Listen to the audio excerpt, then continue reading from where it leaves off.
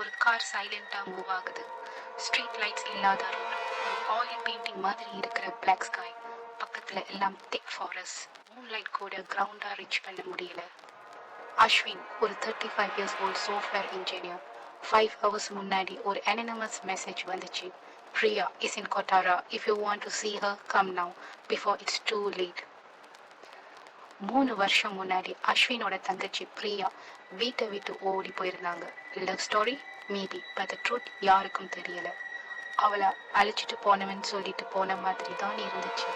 ஆனா அவனும் மிஸ்ஸிங் ஆயிட்டான். and Priya vanished too. Years pass ஆகிருச்சு. Ashwin tried everything. Police, missing person report, private detectives, ஒரு க்ளூ கூட இல்லை. பட் டுடே ஒரு அன்எக்ஸ்பெக்டட் மெசேஜ். ஏன் ட்ரை பண்ணக்கூடாது? யார் இந்த பிரியா இஸ் இன் கோட்டாரான்னு ஒரு மெசேஜ் அனுப்பியிருப்பாங்க? இது யார் அனுப்பியிருப்பாங்க? But one thing is sure, கோட்டாருக்கு போறதே தான் பெஸ்ட் டிசிஷன். மேப்ஸ்ல செக் பண்ணா கோட்டாரான்னு ஒரு வில்லேஜ் இப்போ எக்ஸிஸ்டன்ட்லே இருக்கிற மாதிரி இல்லை. இன்டர்நெட்ல ரெக்கார்டே இல்லை. எனக்கு தெரிஞ்ச வரைக்கும் ஃபியூ டிக்கெட்ஸ் பேக் கோட்டாரான்னு கம்ப்ளீட்லி அபர்டன் ஆயிடுச்சு. ஆனா இப்போ இந்த மெசேஜ் யார் அனுப்பியிருப்பா?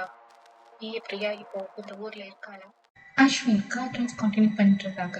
ரோட்ல ஒரு லைஃப்லெஸ் பார்க் மாதிரி இருந்துச்சு. Complete silence. சடனா ரோட்ல ஸ்மோக் ஸ்டீரிங் கண்ட்ரோல் பண்ண கஷ்டமா இருந்துச்சு. ஜிபிஎஸ்ல பார்த்தா கோட்டாரா 1 kilometer away, almost there. But road கொஞ்சம் அன்பிரிடிக்டபிளா தான் இருந்துச்சு. பிரேக் ஸ்டேடியா இருந்தாலும் அஸ்வினுக்கு ஒரு உண்மை தெரியும்.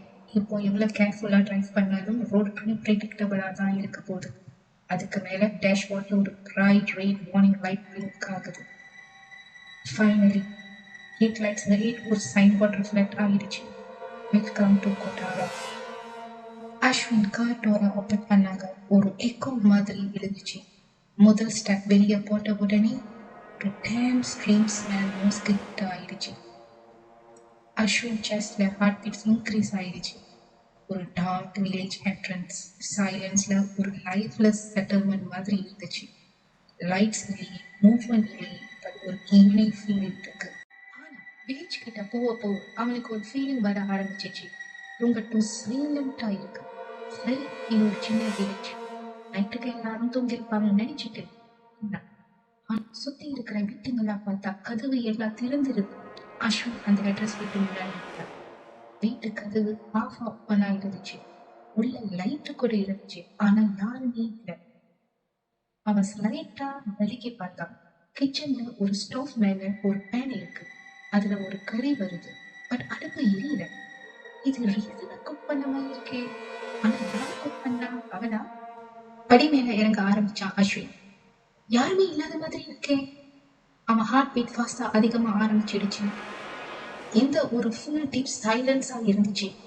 பட் சடனா ஒரு சவுண்ட். அண்ணா, அண்ணா. அவன் உடனே திரும்பி பார்த்தான். பிரியாவோட வாய்ஸா?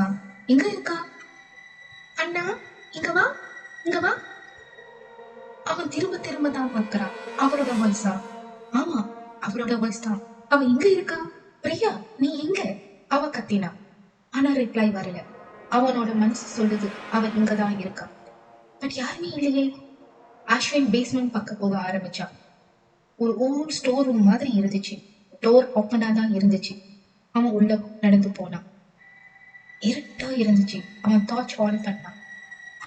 அண்ணா, அவதான் பிரியா. அவன் ஓடி கிட்ட ஓடி. பிரியா, நீ எப்படி இருக்க? சந்தோஷமா இருக்கிறியா? அவ சந்தோஷமா பிரியா கைய பிடிச்சான். ஆனா பிரியா ஒரு ரிப்ளையும் இல்லை. அவ நார்மலாவே இல்லை. அவளோட ஃபேஸ்ல பழைய மாதிரி இல்லை. அவளோட கண்ணு நார்மல் மூஞ்சி இல்லை. ஏதோ she was like caught between two emotions. இந்த கை, இது அவளா? நெக்ல ஒரு ட்ரையாங்கிள் ஷேப் மார்க் மாதிரி இருந்துச்சு. அவளோட ஸ்கின் ஒரு பிளாக் மார்க். யாரோ அவளை ரொம்ப நாளா டைப் பண்ண மாதிரி. பிரியா, பேசு, ஏன் ஒரு மாதிரி இருக்க? அண்ணா, நீ இங்க வந்த? அவளோட வாய்ஸ் சேஞ்ச் ஆகிடுச்சு. ஒரு கோட் வாய்ஸ், ரொம்ப அன்நேச்சுரலா. சடன்லி அவ பின்னாடி இருந்து அந்த ஷெடோ அவ பக்கத்துல வர ஆரம்பிச்சிச்சு. அவன் உடனே பிரியா கைய விட்டான். அவளோட முகம் பார்க்க பயமா இருந்துச்சு. அவதான் பிரியாவா? ஏதோ தப்பா இருக்கே. அஸ்வின் ஓட ஆரம்பிச்சான். உடனே ஒரு சிரிப்பு சத்தம்.